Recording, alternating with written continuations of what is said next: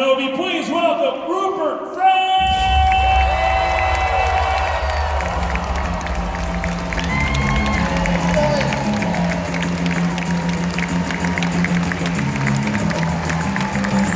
And keep that going, everyone. She was nominated for an Emmy for the Queen's Gambit. She plays Reva Seven on Obi-Wan Kenobi. Please welcome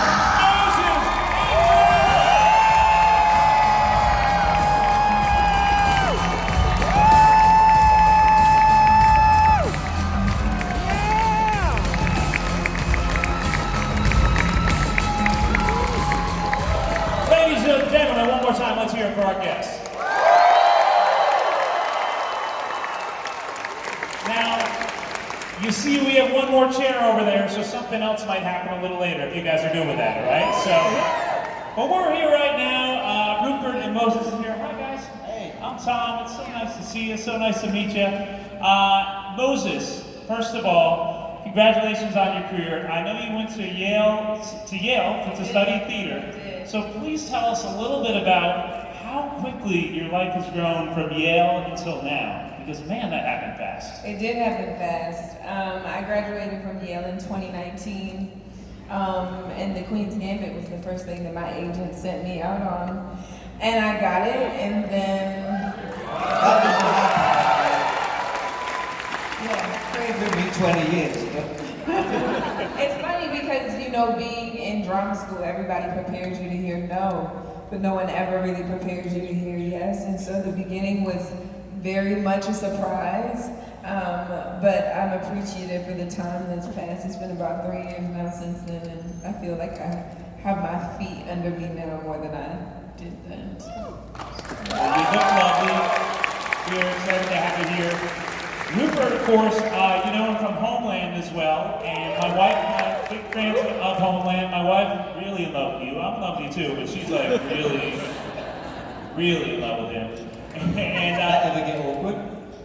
Did it ever get awkward? It kind of. I told her a couple days ago when I found out this was happening, and she got really excited. So, but she's not here. It's not about that.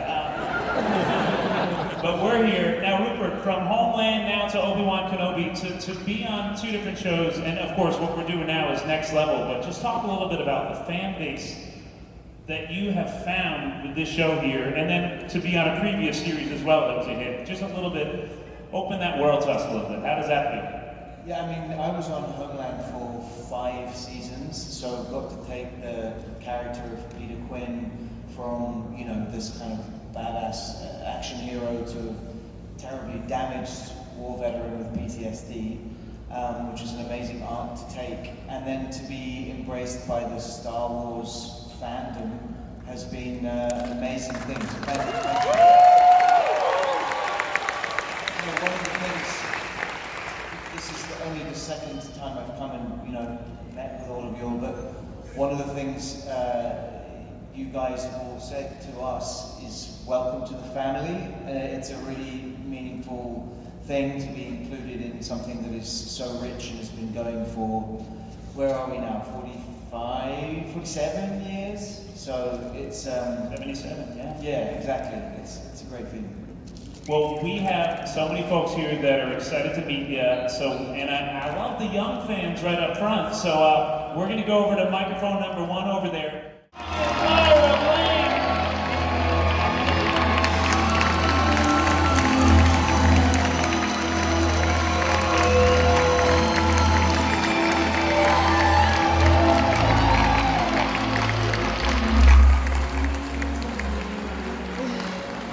Oh, Vivian, they are so excited to see you. Everyone say hi, Vivian.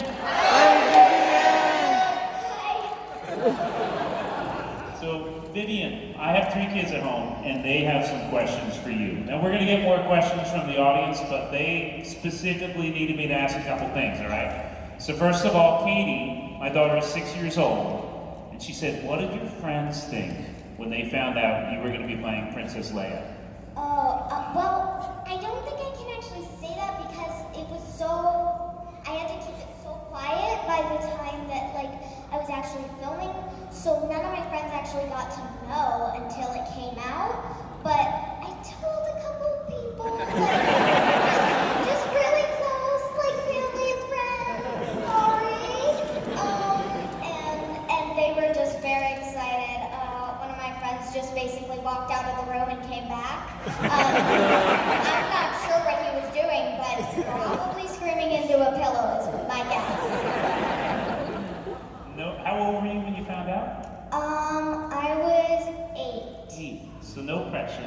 biggest secret in the world. Yeah.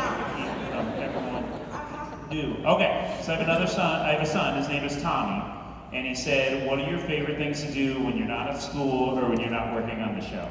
Well, I have pets. I have 3 cats and a lizard, a bearded dragon, and I really like hanging out and taking care of them. They're so sweet.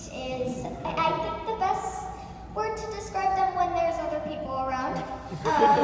And so, yeah, I love hanging out with them, but I also really love to read books. I really like mystery fantasy novels.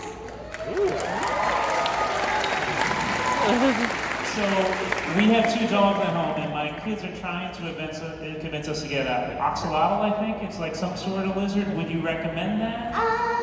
Yeah, I actually went through that phase too. Yeah, I remember that time. Unfortunately, it is illegal in America, so I would not recommend it. No. It's illegal? Yeah, because they're technically from Mexico and they're an endangered species, so they don't like keeping them as pets, but they are incredibly adorable, and I think America is the only country you can't have one. Wow, I'm scared. I've got to talk to the pet store that is selling them. All right, great. Thank you for that information. Barbara, my 12-year-old daughter, she loves directing movies at home. She makes movies on her iPad. She'll film her friends, and she wants to be a movie director when she gets older, right? So can you tell us a little bit about working with a director? Yeah, I actually do the same thing. I have my best friend, Emma, and we just recently had a sleepover and we made a small horror short film in my bathroom, which actually turned out better than I expected. Her dad's an editor, so she took an editing class, and her mom's a director, and of course I'm an actor, you know. She was a little freaked out because I did like a scream because it was a horror movie, and she just looked at me like, "Are you okay?" And I was like, "Yeah." So, working with real directors, it really depends on the director, but Deborah Chow, who I worked with on Obi-Wan Kenobi, wonderful human being. She was always she listened very well. She always listened to my suggestions, which I am, of course, a huge talker. I love to talk, as you can probably tell from my answers here.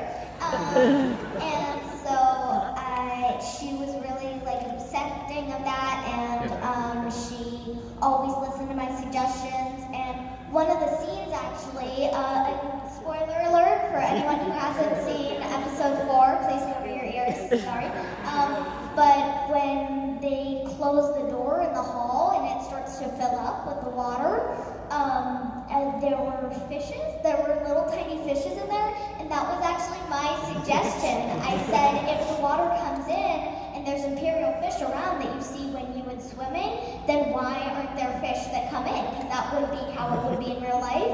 So later in post, she added little tiny fish who come in and nibble at the stormtroopers' bodies.